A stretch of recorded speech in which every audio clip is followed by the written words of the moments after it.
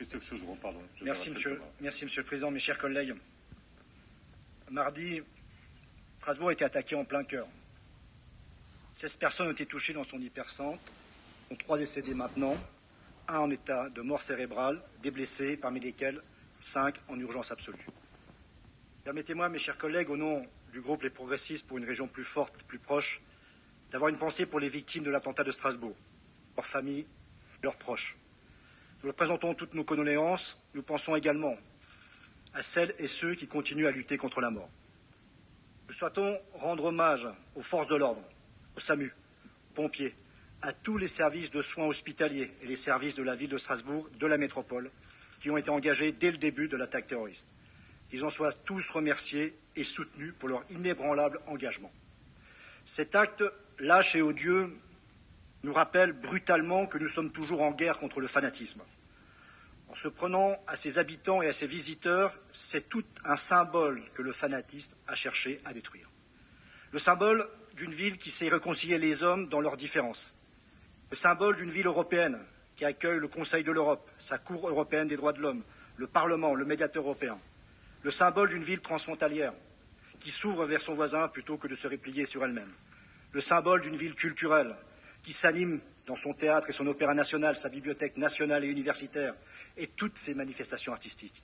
Et enfin, le symbole d'une ville humaniste qui diffuse son savoir au travers son université, ses grandes écoles et son hôpital universitaire.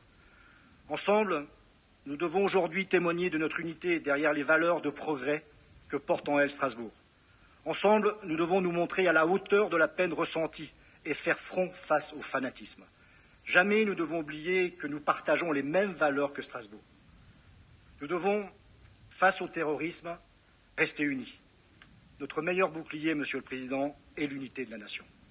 Ne nous laissons pas aller à des discours trop faciles, ceux du rejet de l'autre, ceux du repli sur soi-même. La France est riche de l'unité de ses valeurs républicaines, malgré la diversité des cultures qui la composent. Cette unité a fait de nous, mes chers collègues, les enfants de la République. Nous mènerons ce combat contre ce terrorisme jusqu'au bout. Et nous le gagnerons en étant fidèles à l'idée même de la France. Et cet ennemi, nous le vaincrons ensemble, avec nos forces, nos propres forces, celles de la République, et avec nos armes, nos propres armes, celles de la démocratie. Monsieur le Président, mes chers collègues, la période est difficile, le pays est malmené. J'en appelle à l'unité de la nation. Monsieur le Président, mes chers collègues, il va être difficile de débattre dans ces conditions. Notre esprit est ailleurs. Et vous avez bien fait, Monsieur le Président, de maintenir notre séance. Parce qu'il est nécessaire de montrer à ceux qui souhaitent la terreur et le chaos que le pays est debout et que les institutions politiques fonctionnent. Je vous remercie.